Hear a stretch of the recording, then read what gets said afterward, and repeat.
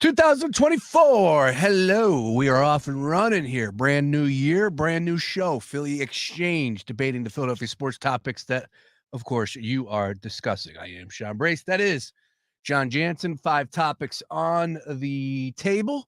We try and knock them out in about 25 minutes. We close up shop with 30 seconds for us to get something off of our chest. And there's going to be plenty of Eagles discussion over the next 5 questions. So I don't know if the 30 seconds will revolve around that. But, John, you ready to go? I am. New year, hopefully new Eagles coming into 2024. Something different. Something new, please. And new season doesn't start for a long time. All right. Question number 1. Let's get to it. What happened to the Philadelphia Eagles? And as I was typing this question out, I know it's very long and thoughtful there. This could go either way. You know, you could talk about the game on Sunday, or you could talk about just what we've seen over the past few weeks and the trouble that has just followed this team around, and they can't get out of their own way. I'll allow you to go first, though. So you take it wherever you want. What happened to the Eagles, John Jansen? I think it's simple that this defense is regressing even more. Matt Patricia, that move there was a panic button move, and Matt Patricia is doing even worse, putting Brandon Graham out in coverage. We know Hassan Reddick has been going out, but a lot of things that were already a problem with the Eagles defense are just getting worse. And, you know, this was one of the games that I had circled like this could be a loss if the Eagles aren't careful, because Kyler Murray is there. And, you know, there is some talent on that offense, especially it all comes down to just Kyler Murray and a very good quarterback. And it kind of bit them there. They had no answer for James Conner. They had no answer for Kyler Murray. They were able to get some good plays out of the defense. The Sidney Brown pick 6 was excellent. One of the coolest plays I've seen from an Eagles player this season that Sidney Brown did. But other than that, the defense is awful. They can't stop the run anymore. They were a great run-stopping team in the first half of the season. The second half, they have been one of the worst in terms of stopping the run. And the secondary just continues to get worse. Darius Slay, they need in the absolute worst way. Slay doesn't fix every problem, but Darius Slay is playing well enough that he would be fixing some of the problems. And I think one of those would be probably having to sit James Bradbury as well. But to me, it's all defense. You know, the offense, we can point at Brian Johnson and Nick Sirianni for the offensive stuff, and maybe situationally, they put up 30-something points. And Jalen Hurts, to me, has been improving the last couple of weeks. We saw Jalen Hurts regress in some areas. The numbers are starting to move back up. He's playing well. Situationally, again, some of the things you can nitpick, all of that, and you will do that when you start losing the way the Eagles are. But to me, it's all defense, and they're the number one problem for the Eagles this year. And I don't know how they overcome it, because their defense is the reason why now you could potentially not just lose to the Cardinals, but lose in the first round of the playoffs, why you lost the division potentially, all of that stuff. It's defense. To me, it's all defense. Yeah, I don't think that there's only one team as far as playoffs are concerned that I would take the Eagles over, and that's the Atlanta Falcons. And we don't know if they're at the moment. Yeah, they could be in, and I forget what seed, or they could be picking 8th overall. There's 20 some odd teams that are still in the running for a postseason spot. Yeah, of course it starts with the defense, but I don't want to let the offense off just because they scored those points, right? Like, what the heck happened in that fourth quarter? What is going on? What do you think you have in Jalen Hurts this year? Which, look, I get it. There have been times, like, I'm trying to put myself in the position of Sirianni and the offensive coordinator, or anyone that's, you know, involved in this, because it's all hands on deck at this point in time, right? Oh, yeah. So you have an offensive line that was pretty damn explosive, and we all love Brian Baldinger's breakdowns. Well, here he is going absolute berserk, going, well, why didn't you stick with the run? This is what's going on. Well, they did. They tried to run it, but it's this QB keeper on the outside. It lacks. There's no creative, like, play calling behind it. It's just due to simple numbers in the box, and it's just not good enough. I guess my big takeaway right now, and what happened to the Eagles, it's definitely defense. You're not wrong about that. But what happened to allowing the playmakers to make plays? Like A.J. Brown, why don't you feed him? Why don't you just get him the ball as much as possible? And I don't give a damn if it works or it doesn't work. You just got embarrassed by the Arizona Cardinals at home. This team got 32 first downs against you. You didn't force one punt, not one punt. Everything is out the table. You got to go ahead and just try and make anything work at this point in time. So if you throw the ball 15 times in A.J. Brown's direction, I think that's an improvement. Again, that's on the offensive side. I'm nitpicking because I did like a lot. They threw up 30-plus points. I was on the over 29.5. I'm shocked that they threw 30 points up on the scoreboard and lost to Arizona Cardinals. Can't believe it. Up by 15. It's inexcusable across the board. But defense, Howie Roseman, a lot of people out there praising him over the years, and rightfully so. I don't know what he does this offseason, because the overall that is needed on the defensive side of the ball, starting at the defensive coordinator, to the secondary, to the front line, to the linebacker court, to the defensive ends, they need help in every single area. The draft picks that they pick, Nakobe Dean, I'm not buying. I'm not buying Dean. Buying that. Not buying Dean. Sorry, I'm not. This team is going to struggle on defense again next year unless it's a complete overhaul. So we'll see. And also, I want to say this: Jalen Carter, what are you doing? What's going on, man? Where's this guy that was leading the league in double teams all for the first 8 weeks of the season? Is it the rookie wall? Is it the rookie cliff, as Les Bowen pointed out? That's inexcusable. Or maybe we're starting to see some of the things that were being talked about him leading up to the NFL draft. And I don't know what's going on there. There's some rumors out there. Some people saying he's not making weight. People that are in the know, I'll allow them to put that out there a little bit more.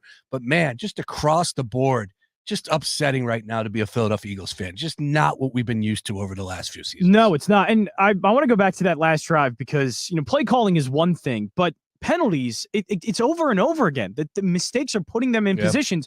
You're not in a good spot if you're in 1st and 20. No. That's not good. As you just had an 18-yard pass, as you're moving the ball, as you get in the Cardinals territory, as you get in the field goal range, and as you're, knocking on the door to potentially score, then you get a penalty, and now you're starting 1st and 20. I know that the Eagles probably maybe be more aggressive in that situation. You could change the play calling up a little bit, but 1st and 20 is 1st and 20. That's not easy. Teams, every time it feels like the Eagles are getting ahead and they're ahead, ahead of the curve here, they just seem to take a step back. And once you're behind it like they were, no team can just come back easily. Go, well, 1st and 20, we can easily get the first down here and we're good to go. It's not that easy. So as much as I can blame play calling, and I think you're right, play calling has something to do with it, their philosophy, Nick Sirianni, there's so many ways to go about this, but it's, to me, the little mistakes. It makes it so much worse, all the other stuff, when you're doing things like penalties and starting 1st and 20. Yeah. That is always going to make things look a lot worse than they are. We're going to talk a little bit about last night's college football Final Four and Alabama. Specifically, Nick Saban said that too many drive-killing penalties, the sacks, Alabama is a great example of that. Yes, exactly. All right, over to the next one. Question number 2, staying with the Eagles. I can't believe we're asking this question because, again, this team has double-digit victories last time I checked. I didn't think they lost any. Nick Sirianni, is he on the hot seat in your mind, John Jansen? I say yes, only because of recent history of how Jeffrey Lurie has run this organization. This isn't Sirianni. This isn't me saying that they should fire Sirianni. I think they should fire Sirianni. I called for Doug Peterson's firing. The first week of the season that year was like, I'm done with Doug Peterson, and he got fired. I'm not doing that here. I think Sirianni deserves a shot next season to really get this together, all that stuff. But that's not how Jeffrey Lurie operates, Sean. We know when there is any sign of you starting to potentially lose the locker room, things are going in a wrong direction, Jeffrey Lurie quickly hits the panic button and says, we're just going to change everything. He did it with Chip Kelly. He did it with Doug Peterson. Doug Peterson won a Super Bowl and he was fired 3 years later. That's a pretty quick trigger for a guy that won a Super Bowl. Nick Sirianni just got to a Super Bowl. He didn't even win it. And how can you not see what the Eagles are doing right now and think this isn't going in the wrong direction? This is going in a very bad direction quickly, and losing to the Cardinals that's the first sign of, okay, this is really bad. And Jeffrey Lurie is going to think about it, absolutely going to think about it, especially because I don't think the offense is being run the way that he would like. We know he likes all the new trends, everything that's going on in the NFL. He likes to use all of these things, trends that teams have been using, and apply it to the Eagles, and that's just not being done here. They're paying Jalen Hurts to be a big-time passer, for this to be a passing offense, and it's not really being done, although I think it's good. But yes, Nick Sirianni, absolutely, with the way Jeffrey Lurie's track history has been over the last few years, dating back to Chip Kelly, he is absolutely on the hot seat right now. See, 100%. I don't agree. I don't think that there is any chance in hell that he's getting fired this year. I just don't. And you're right. Look, what we've seen over the past few times, specifically more than anything with Doug Peterson, because I still can't believe he got fired. We learned a lot and through that situation. But Nick Sirianni is a young coach. It's his first stop as a head coach. You're going to have growing pains. He did at the beginning of his tenure. Of course, I lost my mind on that loss to Vegas. And what did they do? They flipped the script and turned it around and made the playoffs. Last year, made a Super Bowl. He's a young head coach. He's going to have growing pains. He's going to go through it. He has to learn from those. Now, I do believe that you will see a complete overhaul as far as coordinators are concerned. And then, look, what's going to happen with that conversation, because that's the reason why Doug Peterson ended up leaving last time. He wanted to pick his coordinator, Super Bowl winning coach. The Eagles didn't allow him to do it, and therefore that's why Doug Peterson exited. Nick Sirianni, I don't think is going to have any issues. I know he's going to want to say, oh, I want my guys, all that, as he should, but he knows how it works. He got the head coaching job, and the Eagles, I don't think, are going to fire Nick Sirianni. You cannot have the revolving door at the head coaching position, especially if you're going to go out there and hire a young guy like this in his first head coaching job. You know that there's going to be issues. And the first time that, there's some issues as far as he's losing the locker room, they're still 11-4. I mean, it's a hell of a year. Let's put things into proper perspective. If I'm Jeffrey Lurie, I get it. The fans are upset. But you go ahead and you bring in a new offensive coordinator, get some new system, something that could go ahead and be more into what you want Jalen Hurts, the growth for him for next year. I think that fixes it. Nick Sirianni, to me, that seat isn't hot. That seat isn't warm either. I think the problem there is with the revolving coaches. I usually for most organizations, you don't want that. I would want stability. Pittsburgh does that. Pittsburgh likes being stable, has the coach out there, and they will keep Mike Tomlin for as long as they can, like they kept Bill Cowher for as long as they can, and before that. So Pittsburgh is one of those organizations that does not like to do it. Jeffrey Lurie, to me, it seems like he thinks the culture comes from him and the front office and the guys at the top. The culture doesn't. This isn't Nick Sirianni's culture. This is the Philadelphia Eagles culture that has been kind of birthed by Jeffrey Lurie. Not Nick Sirianni, not Doug Peterson, not Chip Kelly, not Andy Reid. This is Jeffrey Lurie's Eagles culture, and Howie Roseman as well, who is his right-hand man. They feel like they could probably bring in any coach to just do what they want and brought into this culture, and it can work because it's, has been good, has been flourishing and successful. So I don't think that they are going to be so stern on keeping Sirianni because we have to keep that culture. They think they are the culture. And if that's the case, I think they'll move on a coach as quickly as possible if they think it's going in a wrong direction. And I think this is clear. These are clear signs of a very, very wrong direction. You lose to the Cardinals like that at home with, division on the line and things like that. That is bad. That is something that Jeffrey Lurie will absolutely look at and think about potentially, and I don't know if he will fire him, but is he going to think about it? And is Nick Sirianni on the hot seat? To me, that's a yes. All right. We don't agree on that one. And I think if you're going to be honest and you're going to be Jeffrey Lurie, you have to take the season in full. And look how dominant this team was at the beginning of the year. Don't kill me. I'm just going off of the fact of like, hey, if we're talking about making a decision where you're going to fire a first-time head coach at the first time that he's facing adversity, second time, because the first time he figured it out. They made the playoffs. I was losing my mind at how bad the Eagles were and whether or not Nick Sirianni was the guy. I was wrong. He made me look bad on that one. And credit to him for turning it around. I don't think it's going to happen this year. They got bigger holes, and right now there's a lot of, just as far as AJ Brown and everything like that, the fans just booing relentlessly. It's not pretty right now, but you want to go ahead and get to the off season, and then you go ahead and look at the season as a whole. I think Jeffrey Lurie is going to say Nick Sirianni is absolutely coming back. Yeah, and I don't know if it's fair to put that blame on Sirianni. Again, this is more of a question, just what you think Jeffrey Lurie is going to do. But I think you're right. A lot of the blame has to be assigned to Howie Roseman. Howie Roseman is one we always thought he goes against the grain. When the NFL zigs, he zags. Well, he's not doing that. He ended up just going with all the trends with the NFL right now and trying to get defensive line, offensive line, all these things. And he's been neglecting linebacker and safety. Guess what the two best defenses in the NFL have? They have linebackers and they have safeties. The Ravens spent on off-ball linebackers. The San Francisco 49ers spent on off-ball linebackers and safeties. Kyle Hamilton, the Ravens drafted instead of Jordan Davis, which the Eagles did over Kyle Hamilton. And it seems like that's working out more. So, yeah, it's just Howie Roseman, we all thought was, always going to go against the grain, always try and find the value, isn't really finding that anymore.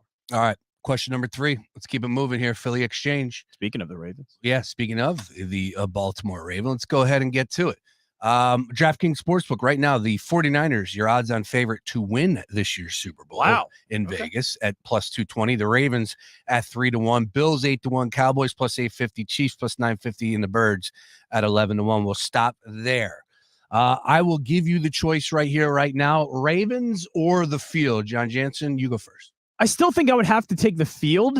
On paper, Ravens are by far the best team. They have not only, done well against some of the best teams like San Francisco and Miami, but their defense has just been the best defense against these kind of offenses. And these are the kind of offenses, again, like San Francisco and Miami, are the ones that are going to be in the playoffs and that Baltimore may have to face on their road to the Super Bowl, especially San Francisco. Looks like they're going to be the front runner for the NFC. They likely seem like the NFC winner, but Ravens defense seems like that kryptonite. So on paper, all good. Lamar Jackson's been great, but I can't help but think of the previous playoff games that Baltimore's had with Lamar. Fair. And it's not just Lamar. It's all the Ravens. Like the Ravens have had bad games. Lamar's been part of it, and a large part of it in some of these, but still that is there for them. And I'm not completely convinced that all of that just goes away. This is why I can keep the field in it. As long as Patrick Mahomes and the Kansas City Chiefs are in the playoffs, I always want them to still be in the conversation. Buffalo's looking better. They could potentially take that division. We know Miami just got boat raced by Baltimore, but why can't things change in the playoffs? Again, the one thing that's going to help the Ravens is their defense, again, is stopping the best offenses in the NFL and offenses that they're going to be facing on the road to the Super Bowl. But my problem is just their offense. And is it going to stay the way it has? It relies heavily on Lamar. Is it relying too much on Lamar? I think is a good question. All right. Well, I put my money where my mouth is, and I have a plus 380 Ravens Super Bowl champion ticket. Okay. Yeah. When'd you put that in? It was before the game. Okay. Before the beatdown. Beatdown. I just, what else do you That's need being to nice see? too. Yeah, what else do you need to see? What they did against the Jags, what they did against the 49ers on the road, and what they did against the Dolphins here. This team is as good as advertised. And you know what? They've been able to put it together, of course, leading the charge with Lamar. But what you pointed out is this team has done this before. They had 14 wins and they lost in that second round, if I'm not mistaken, to the Tennessee Titans that year. So how can they avoid that? Well, that's where the defense comes in. This defense, far and away the best defense. This defense hits you and you feel it for the next 2 weeks. I think that this defense is going to go out there and just be a world of trouble for anybody in the AFC, and they're going to cruise right to the Super Bowl. And then we're asking the San Francisco 49ers to beat them if they're there.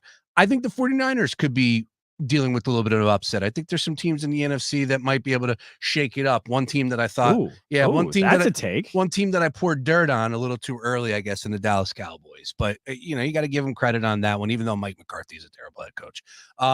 Detroit Lions. I can get fleeced by the Detroit Lions. I can think that they could give the 49ers a little run. We don't know what's going on with McCaffrey. Again, snap of the fingers. These things happen. He's been dealing with injuries his whole career. I think he's got a calf. He'll be fine, but you never know. These are the things. So I have a lot more confidence in Baltimore representing the AFC, getting to the Super Bowl, and if they do, look out, versus anybody in the NFC. So right here, right now, plus 380. I do own that ticket given to Baltimore. Yeah, Baltimore, again, on paper and just the way they've looked, the beatdowns that they give into the best teams in the NFL, it's very college-like. Yes. Doesn't it feel like that? Like they're just the best team by far. It's like Georgia for the past couple of years, just boat racing teams every single week, and the Ravens feel like that. But we know the NFL is a different beast when you get into the playoffs and things get a lot tighter. And we've seen, and I think a lot of the problems that the Ravens had previously where they relied way too much on Lamar, I think some of that pressure's off. I think they're in a better offense with Todd Monken and have better players around him, but I still think it relies a little bit too heavily on Lamar. They're going to need something else. They're going to need something other than the fastball, and I don't know if they have that, especially with a guy like Keaton Mitchell out who was supposed to be that help. It's on the defense. It is the defense that is. Good grief. All right. Question number 4, Philly Exchange, over to the collegiate level. And let's talk about Michigan and Washington. Your national championship game, 4.5 is what I'm seeing on DraftKings Sportsbook. Michigan favored. Do you want me to go first just so you can know who to fade and not pick? Because I have been awful. I had Texas and Alabama yesterday. In my Gambler Bowl Challenge, I had the worst record in the Bowl Challenge. I am cold, stone cold betting college football. All right, well, tell us who you're taking here. Michigan. I'm going to take Michigan. Nice. Good. Are you going Washington? Absolutely. Been on watching all season. I'm buying in. Why not? I'm buying into Michigan's defense. I bought into Texas defense, and they got absolutely destroyed. Washington could just get down the field so easily. I thought that was something that Texas could stop. I think Michigan is the team I'm going to say can do it. Michigan is a very good defense, physical defense. They have the running game to also take Washington's offense, off the field with Blake Corum, who had an excellent game. The touchdown run was awesome that he had in overtime. McCarthy, I'm not in love with, but I actually thought he made some pretty good throws in that game. He helped save them from disaster when, I have no idea why they did the double reverse of that lateral, and J.J. McCarthy made a great catch, threw it, made a great throw. So it seems like McCarthy is getting better in these moments. A team that didn't look like they could win in a big one in the semifinals, they haven't done very well. Finally looked like it. J.J. McCarthy had a solid game, and they have a good running game. Just Michigan, to me, there's so many ways that they could beat you defensively. Washington, it's really just their NFL caliber wide receivers and their quarterback that could sling it down the field as one of the best deep balls I've ever seen in college football. Oh, yeah. So that's something they have. They have the big playability, but Michigan, to me, overall, just is a better team than Washington. Yeah, this is definitely a nerve-wracking spot for me. Congratulations to Washington. A guy who backed TCU last year against Georgia, but there's a huge difference with TCU and what we're talking about this year with Washington, and that offense is for real. Penix, he's just dropping it in a bucket 60 yards down the field. It's nasty watching him play the quarterback position. Dealing with a little bit of a running back issue, of course. What was Jansen that went down? Yeah. That's going to be a tough spot to fill at this point in time of the season with the game less than a week away next Monday night. But I do feel pretty confident that we're going to see a lot of points. I don't think that there's going to be a lot of defense played from Washington. I just don't think that Michigan's going to be able to stop them on offense from scoring. So, look, count me in as a 38-35, not looking for the cop out here. I'm going to take Washington. Can Michigan win by a touchdown? Of course. Absolutely, of course. Michigan, man, they got some beef up front. Right? Shout out Ryan Clark. You don't win without beef up front. Michigan they got the beef. That. Yeah. They definitely have that, and they can run the football. It's something that you can go back on. But for me, Washington, that's a dynamic passing attack, very professional-like. So I'm going to roll with Washington and hope that we get some new blood at the top, even though Michigan's never won it. We know that this is the third straight year that they've been there in the playoff, not in the national championship game. First stop for them in the national championship game. I don't know. Look, I think Alabama deserves a little bit more credit than we're giving them, but wasn't all that impressed for Michigan, and they were definitely the better team in that game. But, man, I walked away really impressed from Washington because you know how good Texas is. Yeah. And Texas defense has been good. Yeah. Sark gets a lot of the attention because they also have NFL caliber wide receivers. Quinn Ewers was such a big prospect, a recruit when he was coming into Texas. So they have all the talent in the world. But to me, it was their defense that has always been the strength for Texas. And their offense is just such a bonus with how talented it is. And they got torched. Yep. I didn't think that would happen. I thought because Washington's not an efficient offense. Texas is efficient, right? Quinn Ewers is 70% completion percentage, really high efficient throws that they're making, all of that stuff. But Washington is just all big play. The thing is they keep making the big plays over and over again because they have the talent to do so. And Penix, again, the prettiest deep ball I've seen in college football. As long as they can keep hitting those big plays, that's the recipe for Washington. Oh, yeah. If Penix is going to throw for 430 yards and a couple of scores, they're winning this game against Michigan. No doubt about it. That's the way Washington wins. And that's why some of those games for Washington were close in the regular season, why they couldn't beat Arizona State by a lot, because they were missing on those. But if Michael Penix is going to be on like this, yeah, I'm worried that Michigan could end up losing this game because that's the way Washington wins. But I think, again, the defense for Michigan, we've seen time and time again come up big. They came up big against Alabama. I think they can do it again against Washington here. Anybody going to say no to one more? Let's get Georgia taking on the champion. That seems fair, right? Ooh, do you think Georgia could beat either of these two teams? Oh, come on. Yeah, I think Georgia would. Georgia's very good. Yeah. And I know Florida State had lost a lot of players. I'm not even talking about that. But we know who the best. Yeah, Georgia was a top team all season long. And Carson Beck was getting really good. He was awesome against Florida State. Yeah, I just look at what Georgia was all season, and they lose the one time to Alabama. Tough time to lose. No one feels sorry for them. But if we're talking about the four best teams in college football, Georgia absolutely is one of the top four teams in college football. That's it. All right. Hard to argue that. Yeah, we'll keep moving. We'll see. Monday night, I do love the over. That is definitely a play. And most of the time, anyone wants to take an over in a national championship game. I don't believe it all works out all that well, but I just don't see Washington playing much defense, and I think they're going to score some points. Hopefully, it's not 65-7. All right.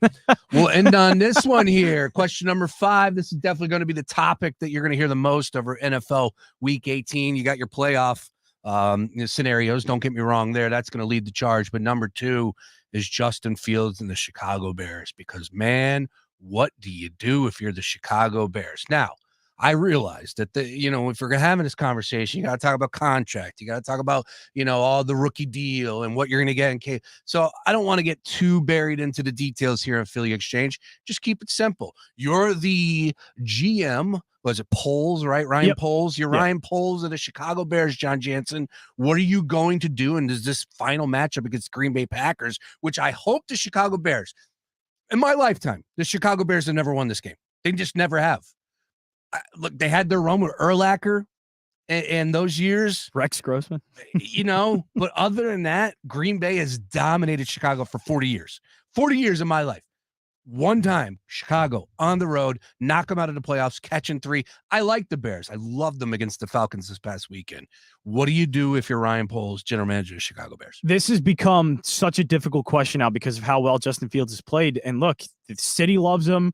The city knows it's not Justin Fields, right? The city knew that Justin Fields was dealing with not a great coaching staff, not a great roster. And so the fact that he has propped them up to be even looking this good is awesome. And I think the fan base there in Chicago realizes that.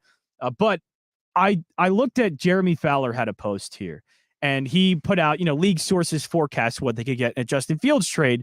And the Bears can get the 2nd or 3rd round pick in a Justin Fields trade. Bears can get more than even the Bryce Young package, even from team picking in the top 5 or number 1 overall. 100%. So, and they already have a bunch of picks. They have a chance here to potentially trade Justin Fields, start new with a quarterback on his rookie contract, and be able to field a team better than you have had in years, even with Justin Fields here. And some of those teams in the past field one of the best teams in years because you will have so much draft capital to do so. And you're picking at some real premium spots as well. I think for as tough as Justin Fields has made this, because he is a viable, not just viable, I think he's looking like a really good starting quarterback in the NFL, and any team would love to have him, love to trade him. But I think the good thing of what has happened here is at least what Justin Fields did is raised his stock up a lot. And I think you have an opportunity to fill so many holes that you would otherwise previously not have been able to do. You already made a really good trade with the Carolina Panthers. I think you have another chance to make a really good trade here with Justin Fields and continue to stockpile all of these premium assets and build a very strong team. So I think Justin Fields, if it was just, is Justin Fields a good quarterback and should you keep him? Yes, but there are too many factors outside of it that are coming into play here, and I think it's just too overwhelming not to want to move on from Fields. It's crazy. The Bears on a run, on a win streak. I think they had 2 losses that were really tough losses in the 4th quarter previous to that, as far as when the win streak started. So this team could very well be competing for a playoff spot. How great they've been playing, and it's led more so by the defense than anything. Defense has been great too. Defense has been amazing. Number 1 against the run.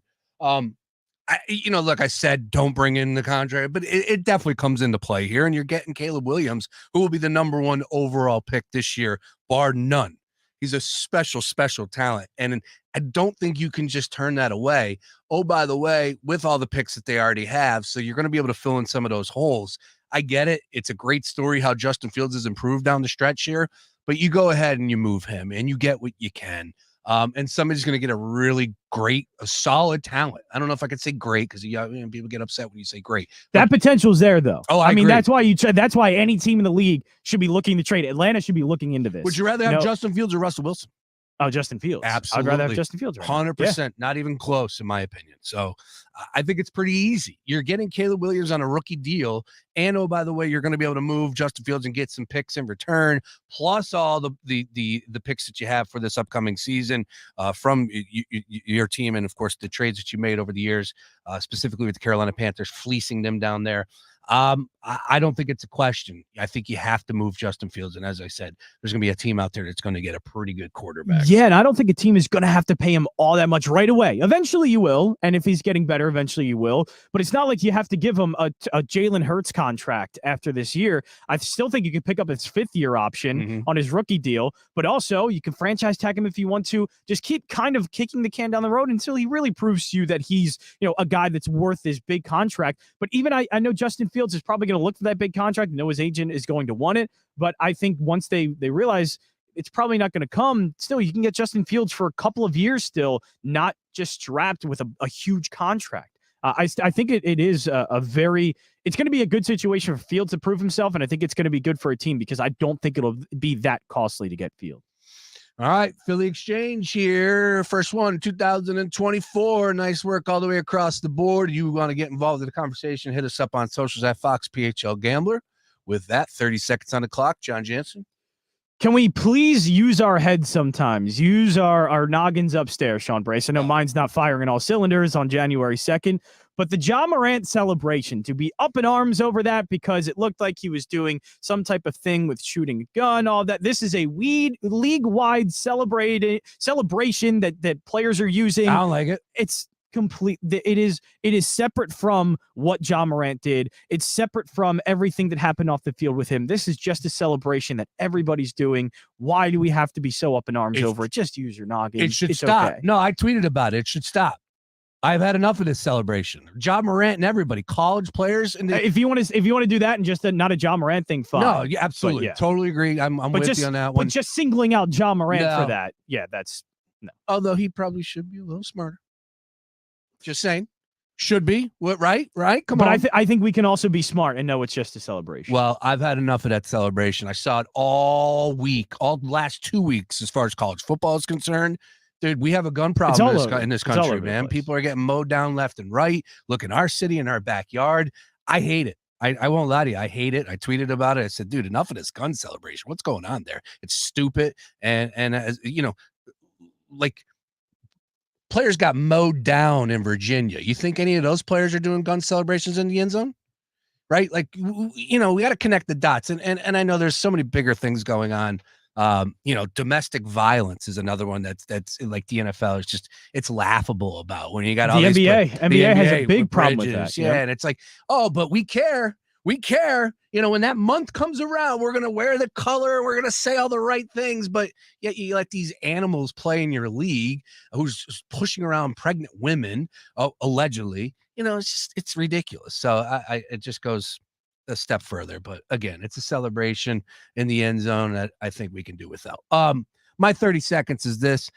Philadelphia 76ers. Let's go. First game in 2024. And I know that I've been very passionate on this topic, that I think this team can compete for an NBA championship. There's a lot of really good teams in the NBA this year, a lot of really good talent, especially in the West. When you think about like the Clippers who've won, I think 8 or 9 straight, whatever it is, they're 4th in the rankings right now as far as standings are concerned. So you do the math on that one. I will just say this, Daryl Morey, come on down. Now's your time. This is why you were brought in here. This team is not good enough, currently constructed, like you going into a 7-game series, like bar none, they're going to beat the Boston Celtics. No, this team's got to take another step up. And how do you do that? You acquire a talent out there like the Knicks just did with OG and Anunoby. Pretty good fit. There's definitely players out there that are available. Daryl Morey, let's go ahead and make something happen and shake it up a little bit, because I think people in Philadelphia would love to get some juice. I would. And Sean Brace, I'm going to my first Sixers game of the year this week. I'm seeing Sixers Knicks. Very excited. When's that? The 5th. That's nice. This week. I like that. I thought about going tonight, but I said it's dry January and it's. Oh, are you participating in dry January? Dryish January. Dryish. I didn't drink yesterday, so I'm one for one. But we got playoff games. Dry-ish. You mean to tell me you're gonna watch the Lions or Bucks and Eagles and not have a beer? Are you out of your mind? Yeah, why not? I'm gonna have about 40 watching that game because they're gonna lose by 40. The tough part of it's not the game. It's just when I have wings with the game, I would love the beverage with it. All right. That's John Jansen. I'm Sean Brace. This is Philly Exchange. If you like what you heard, be sure to follow us on all things socials. Check us out. Daily Ticket, Monday through Friday, 3 to 6 p.m. We'll talk.